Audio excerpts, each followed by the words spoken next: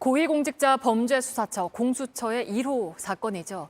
조희연 서울시 교육감이 해직교사 5명을 부당하게 특별 채용한 의혹에 대해서 공수처가 혐의가 인정된다며 검찰에 기소해달라고 요구했습니다.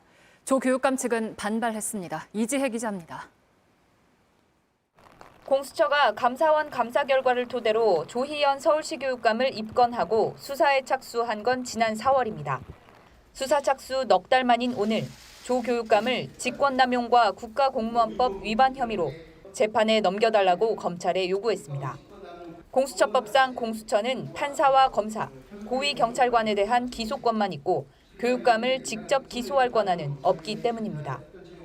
조 교육감은 지난 2018년 해직교사 5명을 부당하게 특별 채용하도록 담당 공무원들의 결재권 행사를 방해한 혐의를 받습니다. 또 이들이 업무 권한이 없는 전 비서실장 한모 씨의 지시를 받아 특정인을 채용하도록 한 혐의도 있습니다. 한 씨에 대해선 고위공직자 신분이 아닌 점을 고려해 국가공무원법이 아닌 직권남용 혐의만 적용해달라고 했습니다. 조 교육감 측은 강하게 반발했습니다. 공수처의 논리라면 과거사 청산도 불가능하고 사회에 만연한 해고자 복직은 불가능할 것이라며 검찰이 공수처가 외면한 진실을 밝혀달라고 했습니다.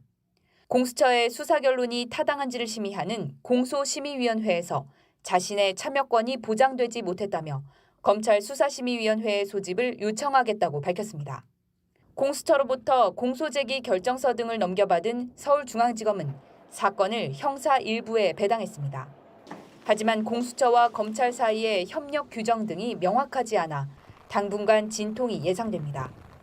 검찰은 공수처에 기소권이 없는 사건의 경우 보안 수사 요구를 하면 공수처가 응해야 한다는 입장이지만 공수처는 오늘 경찰과 검찰의 관계처럼 보안 수사를 요구하는 것 등엔 응할 생각이 없다고 선을 그었습니다.